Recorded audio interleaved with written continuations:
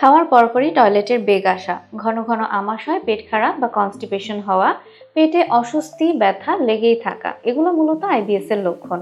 IBS হলে কোন কোন খাবার খাবেন তার চাইতে বেশি ইম্পর্টেন্ট হলো কোন কোন খাবারগুলো এড়িয়ে চলতে হবে। যেমন রিফাইন্ড সুগার। রিফাইন্ড সুগার হলো ব্যাড ব্যাকটেরিয়ার খাবার। এই জাতীয় খাবারগুলো বেশি খেলে আমাদের গুড ব্যাকটেরিয়ার পরিমাণ কমে যায় এবং পেটের মাইক্রোবায়োমের ব্যালেন্সটা নষ্ট হয়।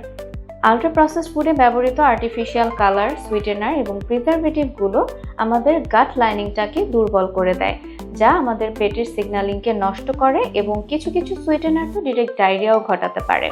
হাইড্রোজেনেটেড অয়েল কিংবা ট্রান্স ফ্যাট আমাদের পেটের ইনফ্ল্যামেশন বাড়ায়, যা কিনা আইবিএস হওয়ার অন্যতম কারণ। কিছু কিছু আইবিএস রোগীদের ল্যাকটোজ ইনটলারেন্স থাকে, তাদের জন্য অবশ্যই দুধ বা দুধ জাতীয় খাবারগুলো এড়িয়ে চলা উচিত। তবে মনে রাখতে হবে, আইবিএস মানেই খাবারের রেস্ট্রিকশন নয়। কোন খাবারগুলো খেলে আপনার পেট শান্ত থাকে সেগুলোকে খুঁজে বের করতে হবে এবং পেটের হিলিং এর জন্য কাজ করতে হবে।